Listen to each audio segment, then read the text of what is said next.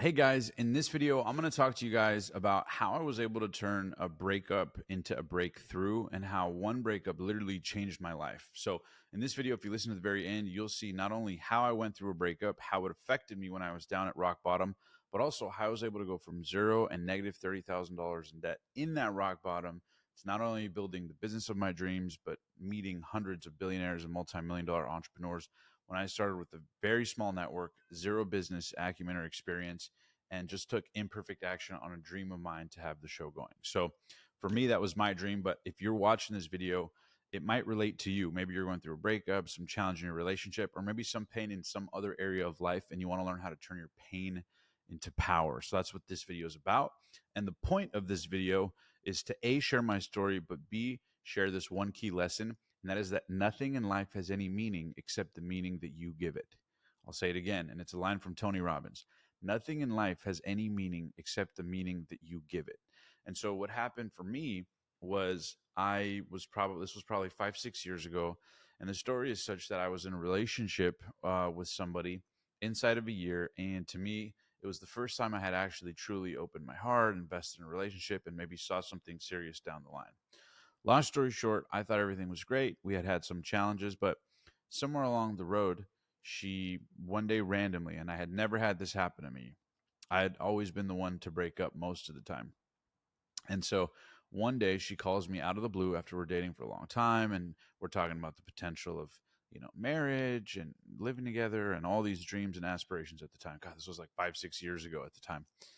And at the time, I was working, I believe, at Tesla, the car company, but I was unhappy, not fulfilled. I was $30,000 in debt, so I always had more month at the end of my money, no money at the end of the month, and so I was trying to figure things out. And so, long story short, I found this person. We started dating for X amount of time, and life isn't working, and so I'm starting to invest all of the energy and happiness and whatever, all of my ambitions or joy in that one person instead of all of these other areas of life, right? Because I wasn't fulfilled, I wasn't happy, I was not in a good place. Anyways, bottom line is one day out of the blue, she calls me after we're dating inside of a year and says, hey, can we talk? So I said, sure. And right there on a phone call, point blank, cold turkey, she wanted to end the relationship. She didn't want to talk about it. She just point blank ended it, and I was stunned. My heart literally dropped. Like, when I don't know if you guys can relate to this. Let me know in the comments if you've ever been there with heartache or heartbreak, but like when your heart literally drops and you're like speechless and it hurts so much, you're like numb of what to say. Well, that was me. And so I accepted it at the time and I said, okay, I didn't fight. I didn't argue. I kept it calm, cool, collected on the outside, right? Did the quote unquote manly thing, or at least what I thought was at the time, which is kind of silly looking back now. But, anyways, I realized that you can't and you shouldn't want to be with people that don't want to be with you, right? And if you do, it's probably because you're hanging on to the idea of what you wish it was or what it was at one point, not what it currently is. But all you can ever assess things based on is what they currently are or where they're trending, right? The pattern of it. And so, long story short, I didn't know this at the time, right? I was in my mid 20s, I was probably 24 or 25 ish at the time. And my heart was broken, right? At least that's what I told myself. In retrospect, nobody can break your heart. But in the time, I was thinking like this. It was affecting my ability to eat, sleep, think. I was just not in a good place. And so, bottom line is, I had a coach one day when I was at rock bottom because now the girl had left me, and so I was devastated. I didn't argue with her or anything like that on the phone. We hung up. Said I was like, just like that. You don't want to talk about it. You don't want whatever. And she was like, no, just like that. So I was like, okay. So we hung up. Never talked to her again. And I went from somebody I talked to every single day, believed in this relationship, had emotional connection with, to just one day, just like that, over, no explanation, no rationale, whatever. And so that had never happened to me. And so, like I said, I spent weeks lost, confused, couldn't eat, couldn't sleep, and all this. And this is at a time you have to understand where my life is kind of chaotic and crazy, and all these things in my life, and my work, and my business, and my age. Like, I'm not in the momentum of achievement that I'd like to be. I have all these dreams unrealized. And so, in this combustion of desperation and inspiration to change my life, I reached out to a life coach, and he asked me one question that would forever change my life. And that question is, if life was perfect, what would happen next? If life was perfect, what would happen next? And it's a question that I think most people never ask themselves or ask others. And if you never give yourself permission to ask yourself a question, you'll never give yourself permission to answer it, right? And what's interesting is a lot of times when we don't have answers, it stops us from asking questions. But I would urge you to consider this little experiment with me. If I asked you right now, hey, what color are your socks? Or what color is your shirt that you're wearing right now? Whether or not you say it out loud, I guarantee you went in to think about what color those socks were or what color that shirt was, right? You ask your brain a question, it'll give you an answer. And so you're not responsible for the response, you're just responsible for the stimulus. And a lot of times we have answers inside of us that if we aren't giving the questions or prompting the right questions, kind of like ChatGPT, the better we prompt the questions, the better we get the answers, right? The higher quality questions you ask, the higher quality answers you'll get.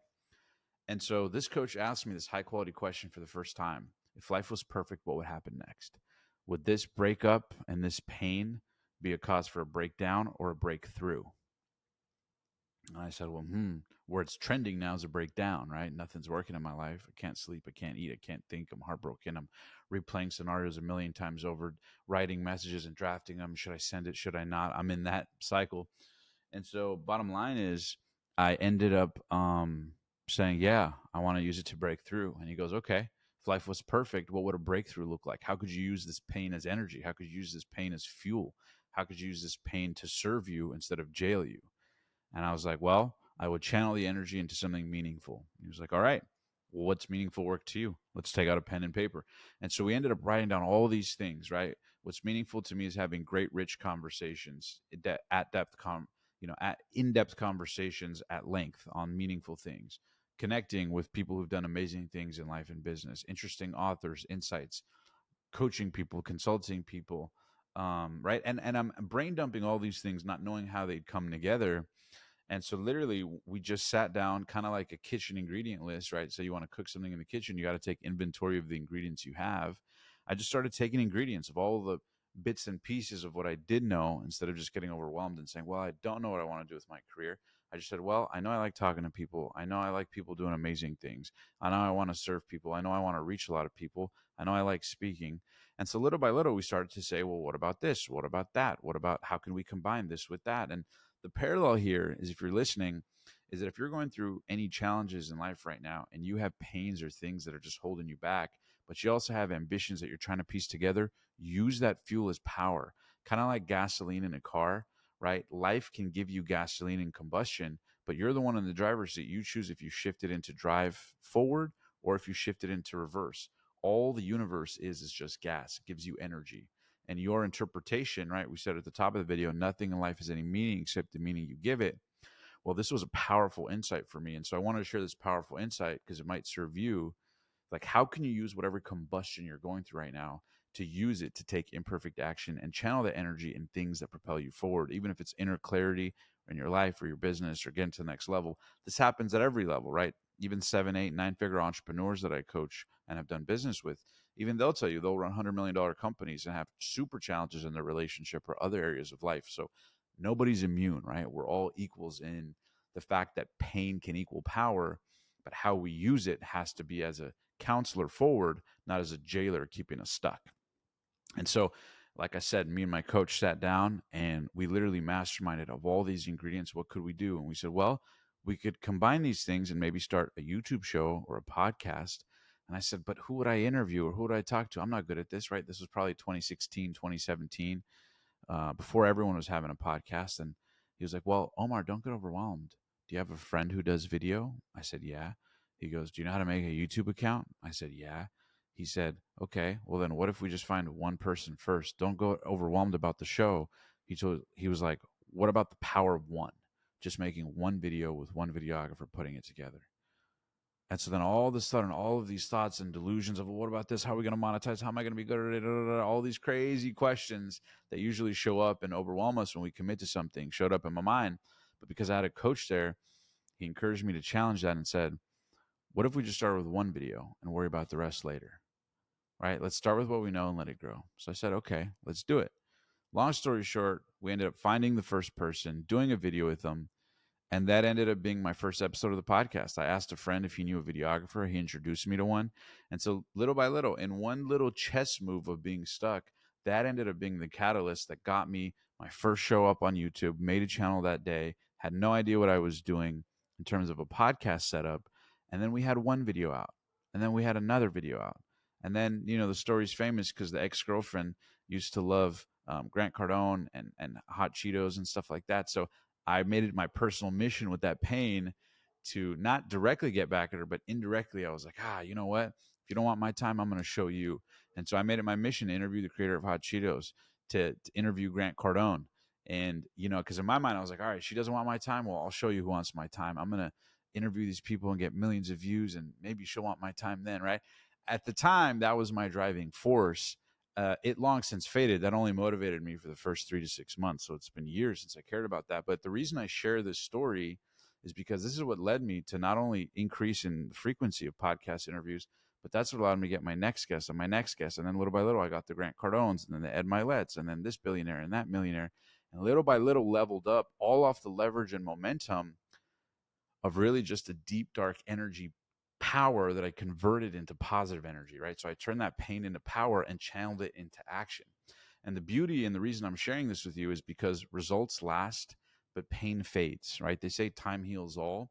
But the reality is that if you're doing something active to propel you forward, the pain will fade, the lessons will fade, but the memories will last, your strength will last, your skills will last, and the results of channeling that energy will do far more than just staying there stuck in your head. So remember, the next time you're going through a breakdown, ask yourself, is this a breakdown or a breakthrough? Whether it's a breakup or otherwise, right? The label you give the experience becomes the experience, right? They talk about this in NLP and personal development and Tony Robbins. And so anyways, long story short, I just want to hop on and share this interesting story with you guys, because this is literally what took me from being stuck, lost, totally broke, and having all these dreams and being heartbroken at the time, to getting momentum to turn that pain into power. Ask myself that one powerful question that would later lead to me growing the show, making money to the tune of, my first $10,000 a month, $100,000 a month, and beyond, through doing content that I love, digital marketing, affiliate marketing. All of that grew out of a momentum of zero, simply turning pain into power, and that zero into one and beyond. So if you're at zero right now in some area of your life and you want to go to one, just get that little bit of momentum. Ask yourself, if life was perfect, what would happen next? And write it down. No religion on earth. Everyone disagrees on religion, but nobody disagrees on the fact that to share it, they had to write it down. So no pen, no paper, no computer, no technology, nothing you worked on or are watching this on was created before it being on paper first. So there's no exception. If you want your dreams to happen, they need to happen on paper first. Clarity is power. So anyways, again, I just want to hop on and share this with you guys. If you get clear on how you can take imperfect action, even if you're not sure, just take inventory of the ingredients you have. These are real ways that you can turn pain into power simply by shifting how you think about things. Nothing in life has any meaning except the meaning you give it. Remember that. All right, guys, make sure to subscribe, like, comment down below. Let me know if you guys have any questions. I'm doing this 100-day YouTube challenge, so hope you enjoyed this video. And if you're also interested in one-on-one coaching with myself or YouTube coaching, you can apply in the links in the description down below or comment. Me and my team will get back to everybody within 24 hours. So we'd love to see you there. You can book a call and apply for our coaching programs in the link down below again. But no further ado, see you guys in the next video, and peace out. God bless.